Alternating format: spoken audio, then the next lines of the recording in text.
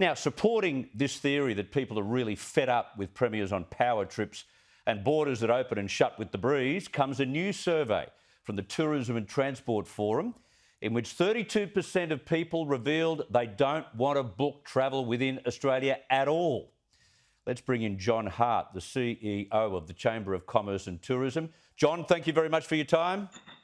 Evening, Chris. I'll go to the survey in just a second, but you'd have to agree that 3-day lockdown, what a waste of time and money.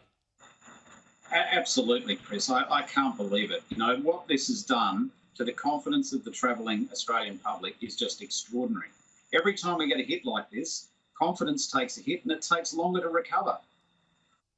Surely the trade-off when you close your international border, and this was my argument at the start of the program, is to guarantee business and guarantee the economy and even people with jobs that you'll keep the internal borders open, because we're different to the way it works in the UK and Europe.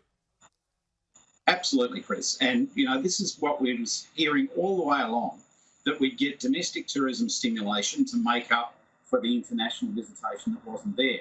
Well, now we're in an environment where we're not only 99% down in international arrivals, but we're still 34% down in domestic visitation because of these border closures. And the industry just can't sustain that.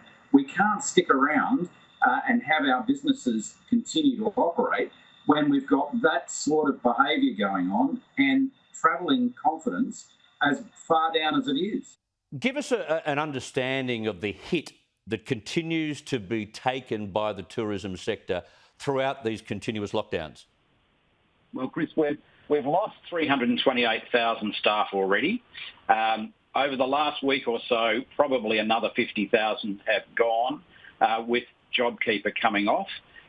We're now looking at about 60% down in revenue terms across the board, 99% down internationally, and none of the domestic demand is made up for that. So, you know, we're in a world of pain. We've got businesses going out of business, staff that will not return to our industry for many, many years, and we've still got this sort of behaviour going on with state borders. So it's not good news all around for the tourism business. And you just wonder whether all the chief health officers in all the states and territories understand that the decision to close a border now comes with enormous repercussions that didn't exist before the end of March because there's no propping up of the economy now.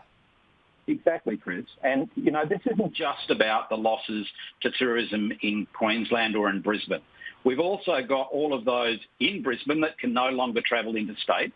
We've got all of those people that were attending events that have been cancelled, not just Blues Fest, but there's been a range of other events cancelled or never booked in the first place since this lockdown's occurred. So we're really not even half on our way to recovery because these sort of disruptions continue to occur. So what's your reading of the recent survey released today by the Forum in which so many Australians have just decided to throw their hands up in the air and they're not travelling anywhere in Australia?